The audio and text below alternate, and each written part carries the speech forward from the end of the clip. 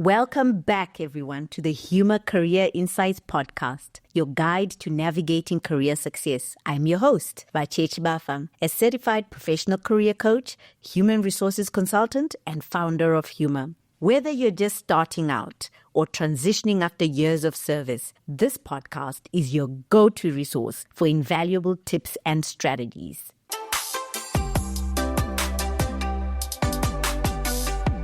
In this series, we are tapping into the power of storytelling. Join us as we meet some incredible people whom I have had the privilege to meet in this life journey. Some I have known for a lifetime, and some I have just met, but all of them have stories that I know will inspire you as well.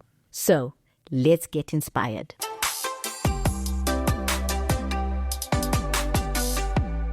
Today, I'm joined by an incredible human being who has had a long and impactful career serving in the humanitarian world. So if you listen to season 1, I speak a lot about my time in Haiti and the many, many wonderful people that I met there.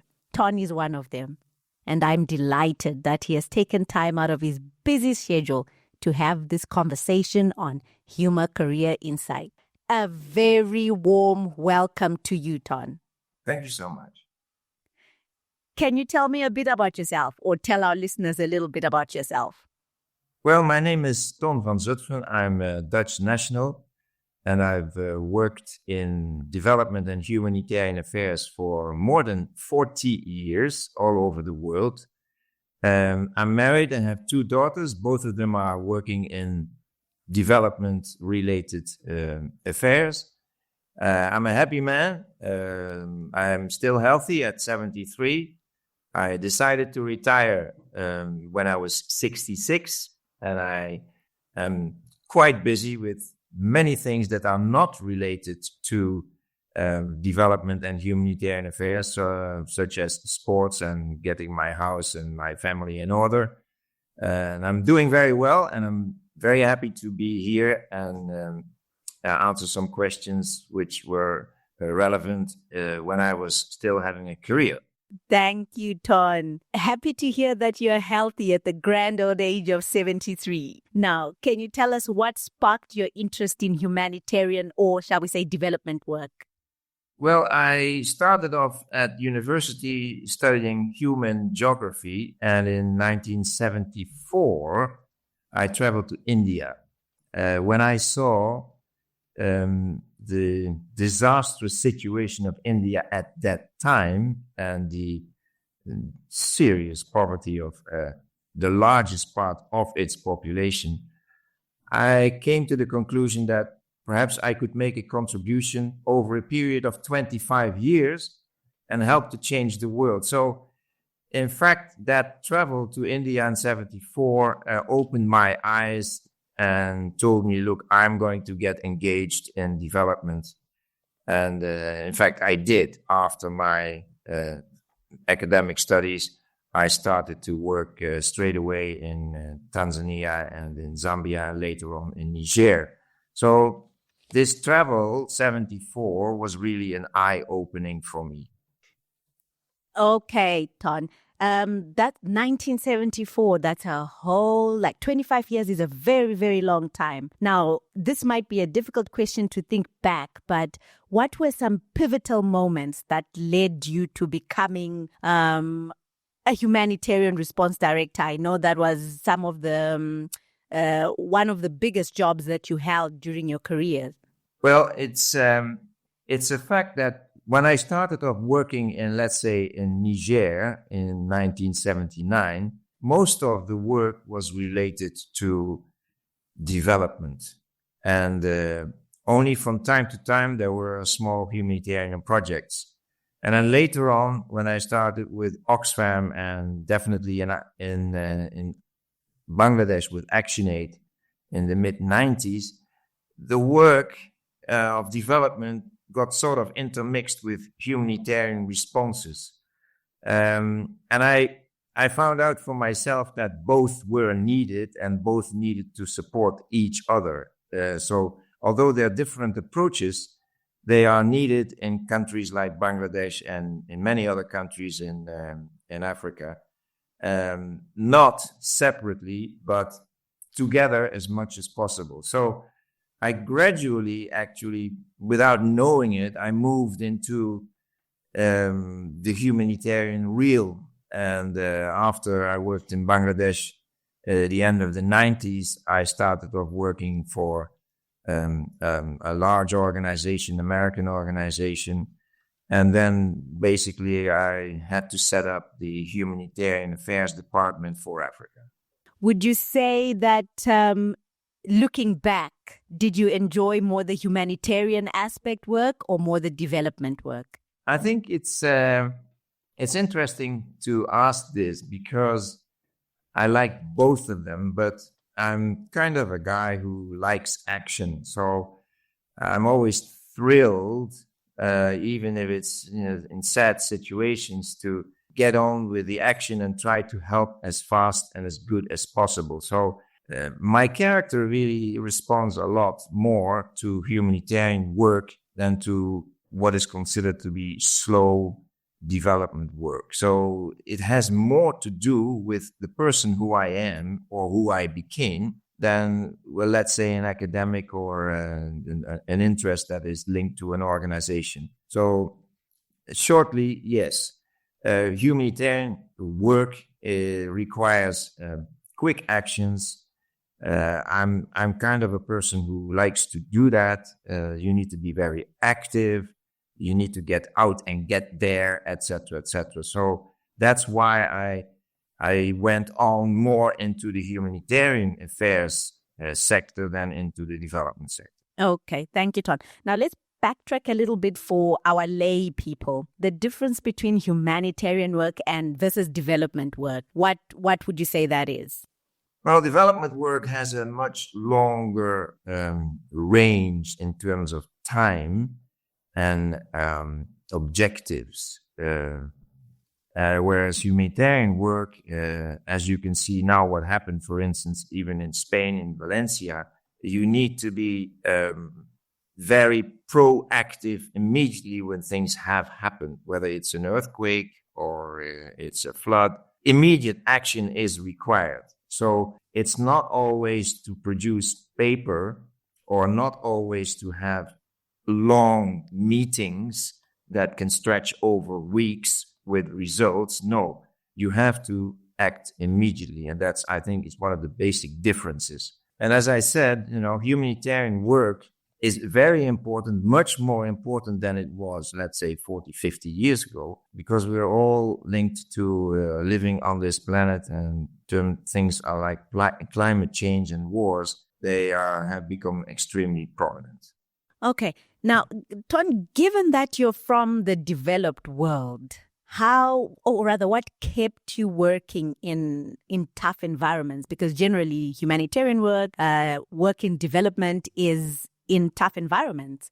As I said, I moved gradually into humanitarian affairs, and that meant that working for a significant organization that has had a large, what we used to call a relief program worldwide, I was basically involved in preparing the first responses. So, the first responses took me to all kinds of places, whether these were places where there is a war situation or places of, let's say, floods, like in Mozambique in the late 90s. So, or earthquakes like the big one in Bam in 2003 or 4.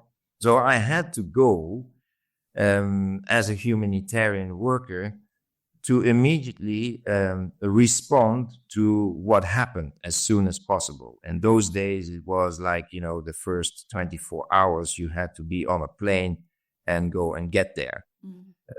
That doesn't mean that the work in humanitarian affairs is only or mostly responding. These days, you have to also prepare as much as possible, because in the end, if you look back, most of what happened most of what happens in humanitarian affairs in terms of conflicts, wars, or earthquakes, mm-hmm. they can be predicted. And once you know that there is a certain logic in the prediction, you then better prepare of what can come.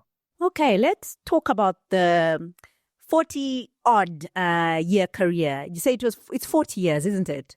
Yes, something like that. A bit over that. Yes. A bit over that. Okay, let's talk a little bit about that and talk about what you would consider your greatest career achievement. I like to find out the highlights and lowlights. I see. Yeah.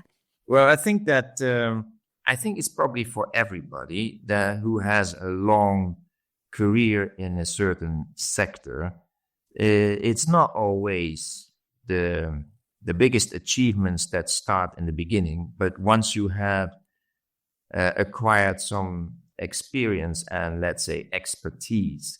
So I think that my best contribution has been my work on the Sphere project. I had been a member of that institution as it is now, and I basically led the Sphere project to one of its books. And also I was involved in bringing the humanitarian accountability agenda into many organizations as a member of the board of the Humanitarian Accountability Project.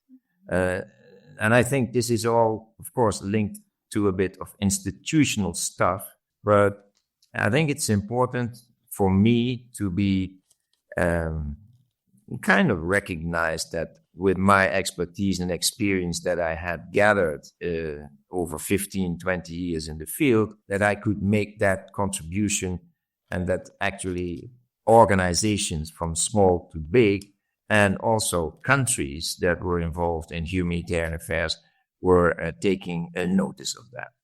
Okay. In brief, Ton, what was involved in the Sphere project? Well, the Sphere project tries to standardize the ways in which organizations need to work in the humanitarian setting.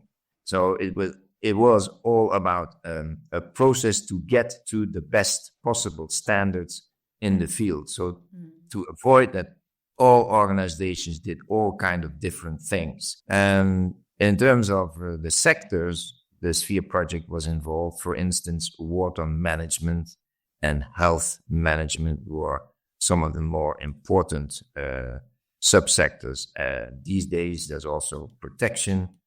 So there were many sectors involved in which now the organizations the NGOs specifically are required to respond to certain standards that have been set also not only by the Sphere project, but definitely the Sphere project was one of the leading institutions to get this going.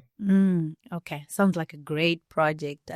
Yes, certainly setting standards, particularly in response, is pretty critical for development and humanitarian work.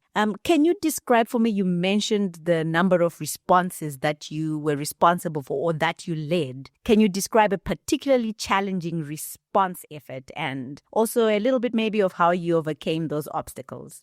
One of the memories I still kind of cherish is in 2003 or 2004, there was this huge earthquake in Iran, in BAM. BAM. And I happened to be responsible for that part of the world at the time.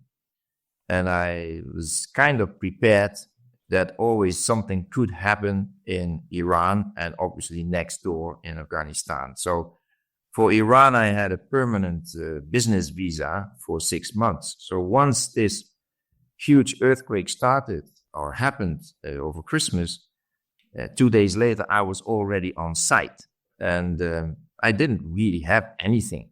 I just had to talk my way through, and there were only a few, or let's say many, Iranian organizations, and only very few international NGOs, because Iran was a country and which was kind of blacklisted by many countries. So it was very difficult the first 3-4 days, but then basically I felt I created something out of nothing. I only had $25,000 in my pocket.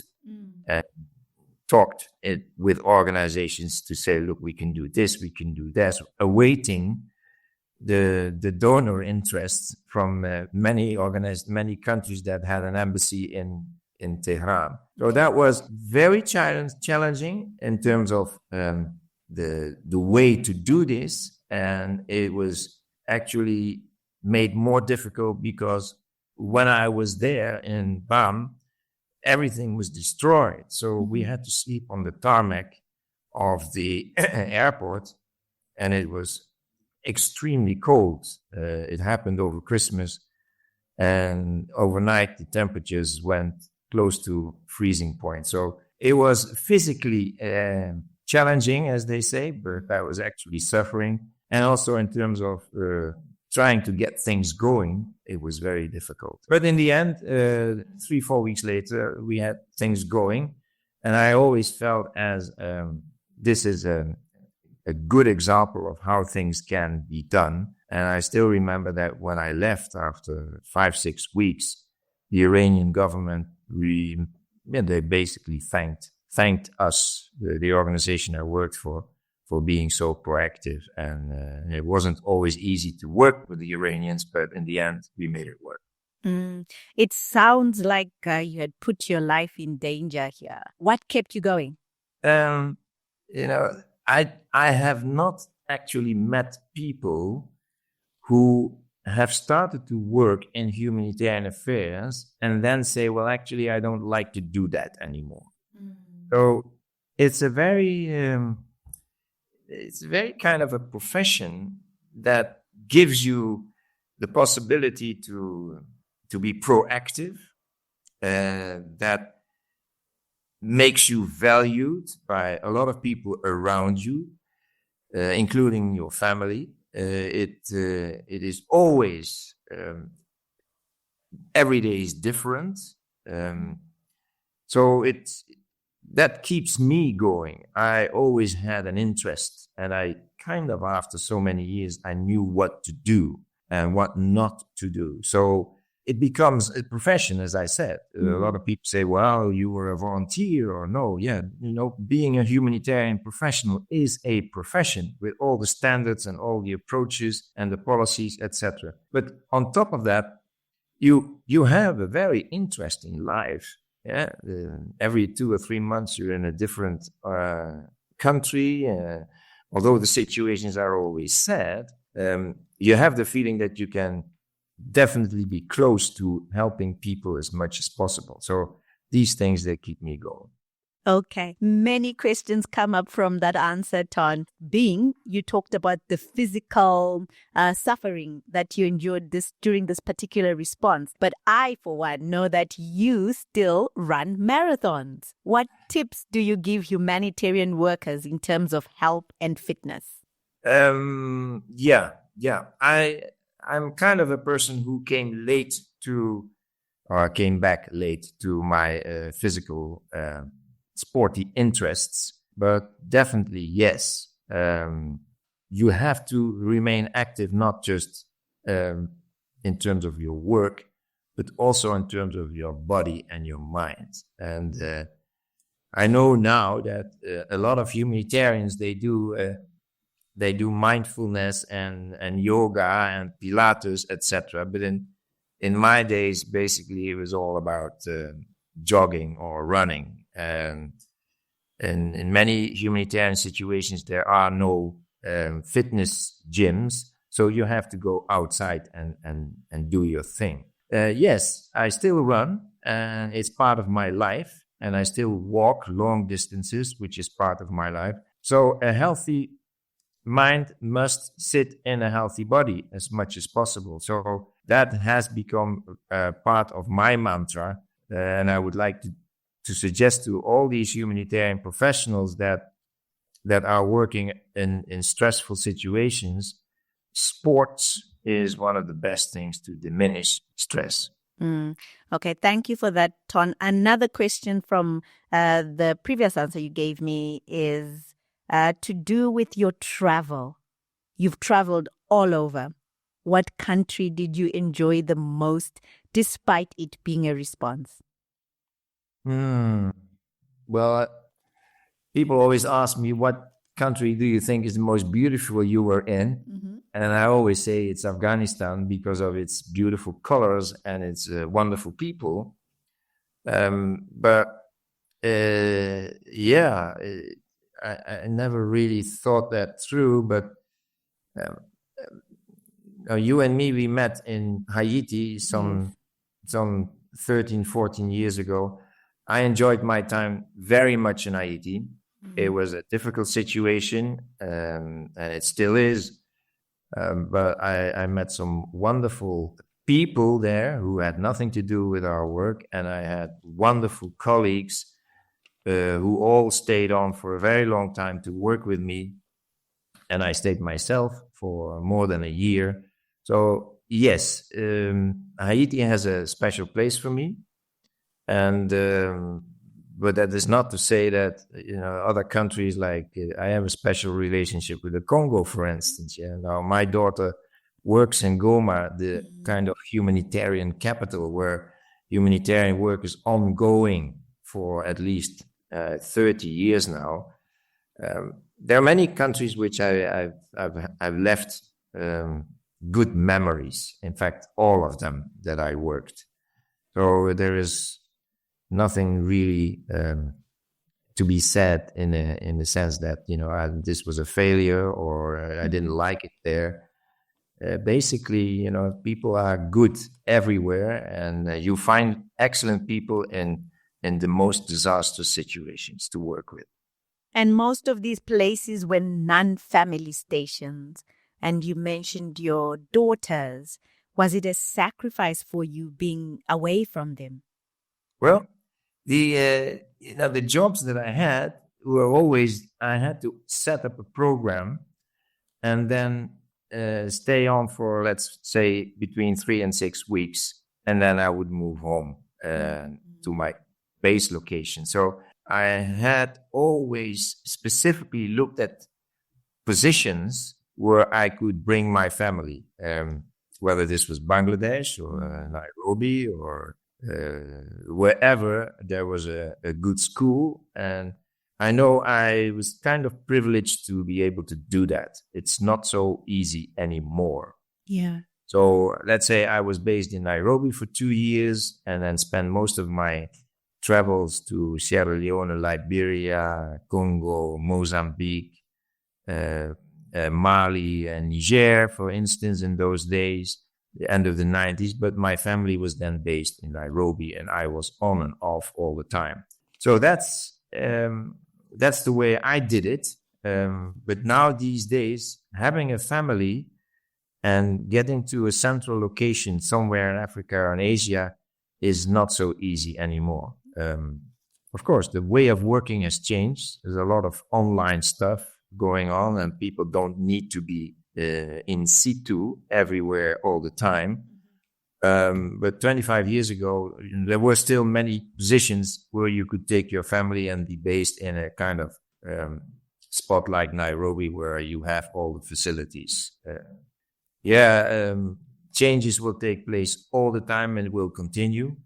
But traveling with your family as a humanitarian worker, that is not on anymore. So I understand that most people just remain based in, let's say, in Europe or in the US, or in kind of safe places like Bangkok, and from there they serve the organization and be deployed wherever they need to go for short or long terms. Also, what has changed a lot, when I started working in, let's say, in humanitarian affairs in 1995, we didn't have all this rest and recuperation. We didn't have those kind of entitlements.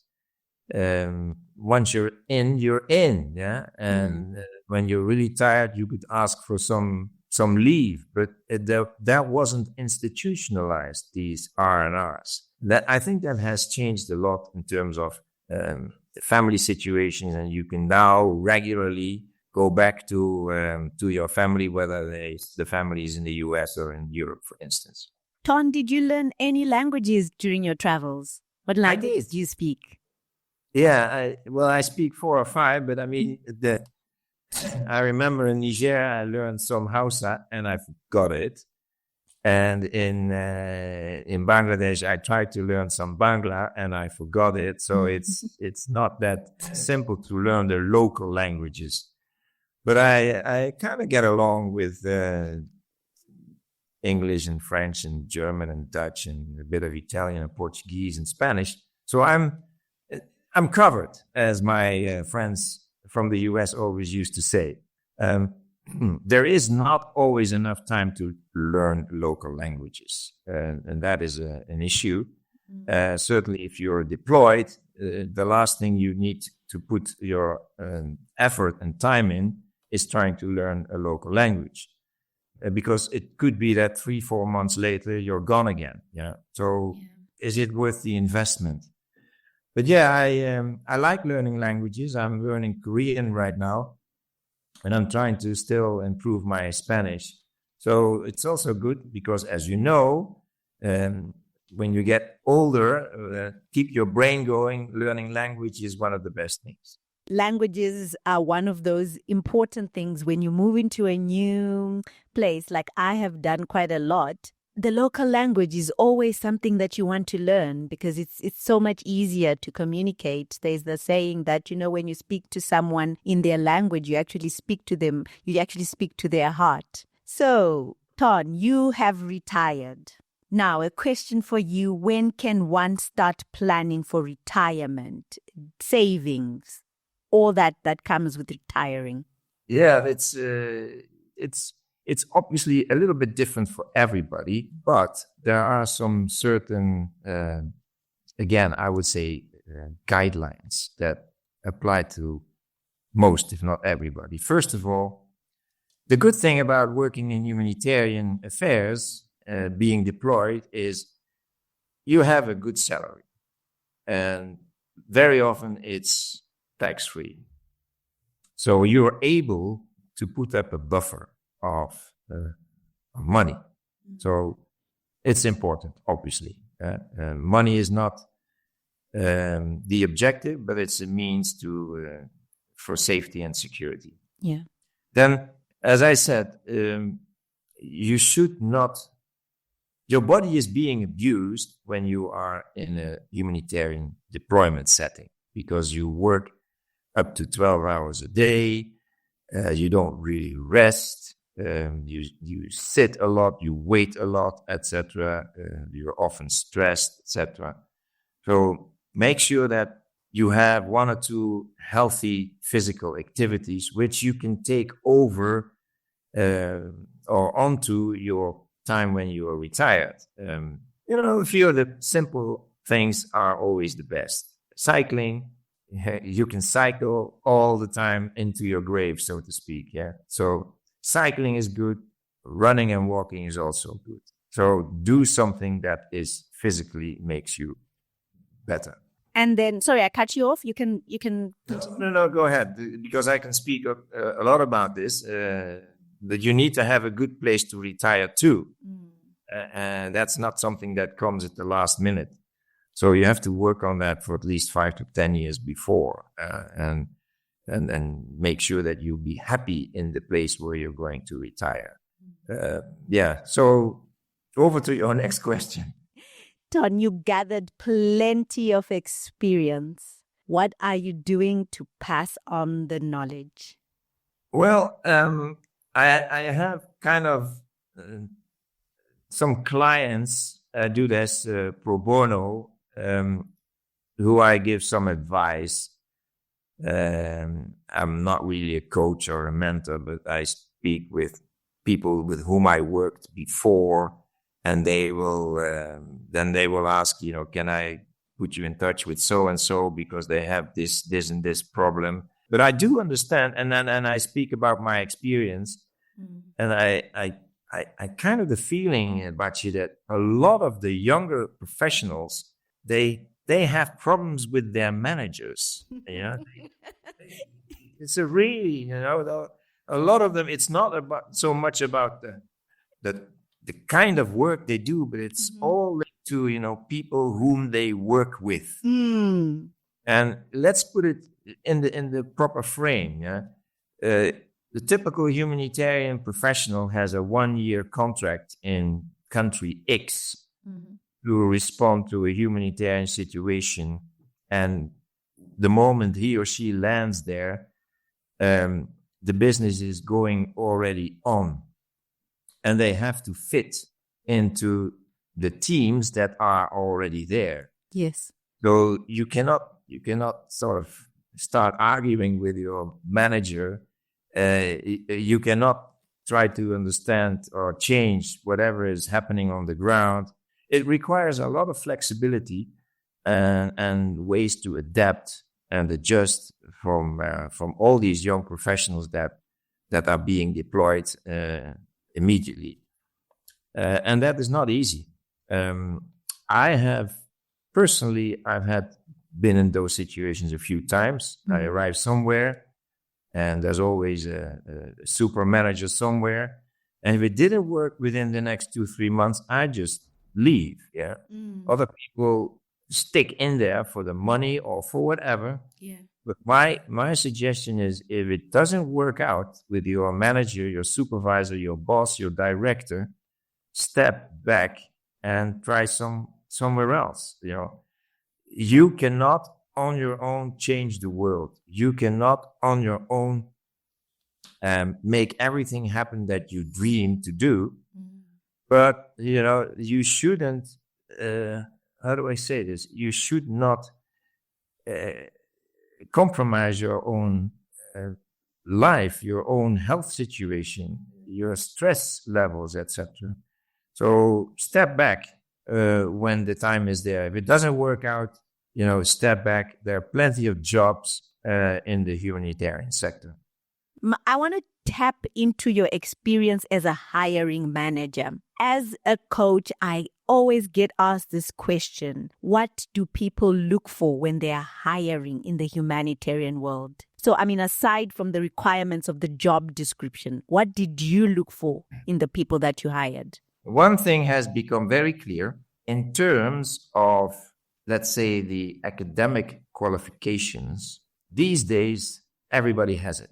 There are tens of thousands of people on the market, so to speak, that have the required academic qualifications. Then, if you look at what the relevant experience is, also many have it. So that is not so much anymore the most important criteria to select. I've always looked at trying to find, you know, what kind of person is behind the CV. And also I always looked at how stable they are. Many, for instance, people who have, in the course of, let's say, 5 years, they worked in 7 or 8 different organizations. That's always not, for me, it wasn't the sign that I was looking for. So stability is important. The kind of person, and you asked me a few questions about, you know, how do you get on with your physical health and this, that, you know, people who have some interests beyond the work, which they take into their work situation, like somebody who plays the piano or is a musician or somebody who runs marathons. I like that because it gives people another side to develop and to work on during the work. Somebody who just works and works, in the end, it'll lead to a burnout. So always try to find at let's say, elements in a CV that tells me a little bit about whether the person is a balanced worker with interests out of its work or not. So, yeah, and I generally, as I said to many people before, you get it wrong. 2 out of 10, you get it wrong. Yeah, whatever criteria you apply, it just doesn't work out. But then it's very often it doesn't work out because it's about the managers and people who are in the teams. But as I said, look for stability signs in a CV. and I was avoided to work or to hire people who change jobs every 6 months or every year and a half in different organizations. Yeah. So but it's as I said, it's like hiring people. You get it right 8 times out of 10, and then 2 times out of 10, it just doesn't work. Okay, so now as a manager of big teams, to give us some insight into how you built and managed high-performing teams. I saw your team in Haiti, for instance, and that team was high-performing. How do you build high-performing teams? Well, this is not something to respond to in a few minutes. I think, first of all, if we look at Haiti, there was already the nucleus of a good team before I arrived. So that was important to recognize. And I've always believed that, not referring to myself, but that generally good people hire good people. So we in Haiti again, we build up a team by referring to people that other people had known in the business, and that we tried to bring them into our team. Plus, another point is that we had a good living situation. We had some interesting team houses, which were well arranged, and where people got along very well with each other. And then what I personally find, and I did this in a number of the countries where I worked, whether it was in the Central African Republic, or the Congo, but definitely also in Haiti. Two things that I personally did in terms of team building. I organized runs, NGO runs in Port-au-Prince. Every 4 or 5 months I had an NGO run, and some 100 people did this, and that was a good hit. And then every Friday evening in my own house, I invited different groups of people that belonged to our teams. So to have a nice dinner and a nice drink together. So we had these extra things where I felt that people outside of the work, they could really enjoy each other. And so this team building is, you have to do something outside the job as well. That's, I think, my main point. And and of course you have to stand up for your teams. When people get sick, they should be allowed to go home. When people they are ready to go on R&R, but there's a pressure on the job, and somebody else should be able to take it over, etc., etc. So you have to be very empathic to the issues that people have, because we are not working very often with the young people of 21, 22 who have no families or whatever. There were, in many situations, you have colleagues of 40, 50 years, they have their families at home, so you must really try to take all that into consideration. So these are kind of the things that I always looked at, like, bringing sports into the out of office environment, inviting people to your own house, being very empathic to the special personal and family requests of your staff. That's just a few points that I try to emphasize on. Yeah, so it's a lot about relationship building, and also that human empathy that you talk about, seeing the person as a person, aside from the work, aside from you are my project officer, but you are also by chair doing the project officer, you have family. So that human empathy has a huge impact in that person acknowledging and being seen and that helps to build high-performing teams. Now, you mentioned referrals. I just want to take us back to like hiring. You mentioned referrals. So networking is pretty important to one's professional career, one's professional growth. Yeah.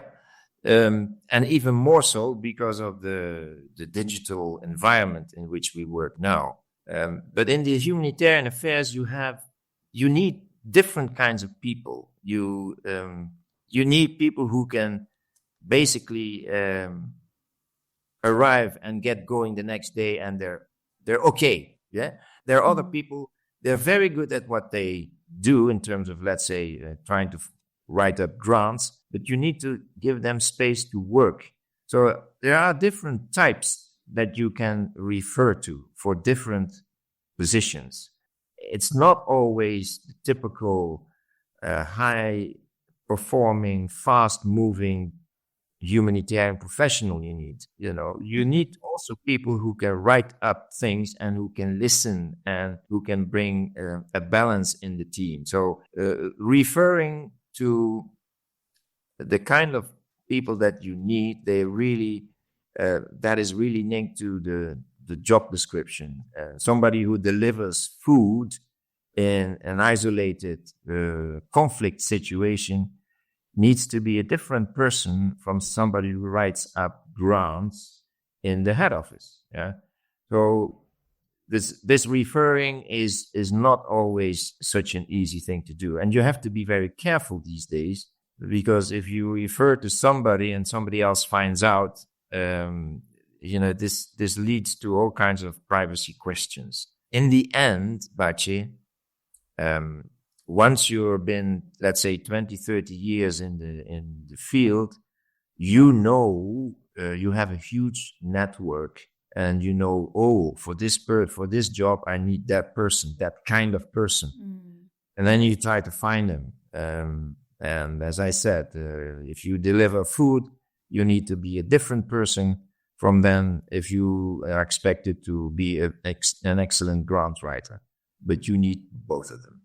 Okay. Yeah, it's speaking to a lot of multi-skilling. Now, let me take you back to your 40 years in the professional world. What skills did you have before, and what skills did you learn during your career? What can you say looking back now? I learned this during my 40 years. Yeah, it's again, and I tried to instill this into my two daughters as well. I said, look, if you want to get into development humanitarian work, or whether you want to go into water management or, let's say, nutrition, try to first become a generalist. So a little bit of everything. Yeah. So that's, I think, is a good start in terms of your academic education. Go and do a general education in terms of development and humanitarian work. But then, after being deployed for, let's say, 10 years, you should try to become a specialist. Is maybe a bad word. Expert is not very good word, but somebody that is known for knowing a little bit more about, let's say, protection, or in my case, it was a humanitarian accountability, so that you can bring something extra, and that's also good for your own situation. Always a generalist is maybe not good enough, but I would rather start as generalist and then become a specialist than the other way around, because that wouldn't work. If you start off like somebody who has an academic qualification in protection, which is very fashionable these days, it's very difficult for them to become a general manager later on in their career. And it's the same for somebody who is a finance expert to become later a country director, for instance. So it's better to do the other way around. Yeah. Ton, we have been talking for a whole hour. It's hard to compress 40 years of this amazing experience into 1 hour of conversation. But before I let you go, I want to talk about lessons learned. What advice would you give to your younger self starting out in the humanitarian work? Well, first of all, and I mentioned that myself many years, the later years in my career, a lesson learned is not enough. You have to apply it. So if you don't apply it, then it's, for me, not a lesson that you have learned. But one of the lessons that I learned is that even if you have the qualification, even if you have the experience, even if your personality fits for a position, you may not get it because organizations have their own policies. And with that, I mean, sometimes they want a man or a woman for the position. Sometimes they don't like a specific nationality. Sometimes they do not want people who belong to the kind of people who have a consultancy background, etc.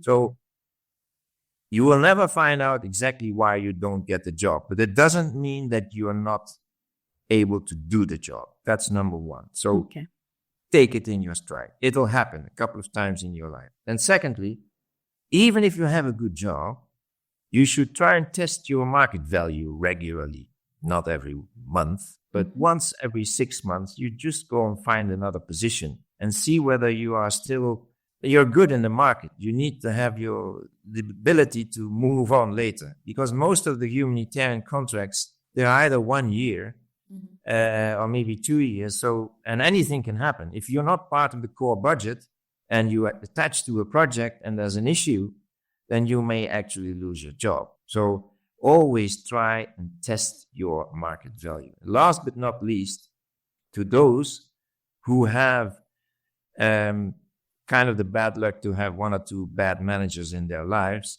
it happens to everybody.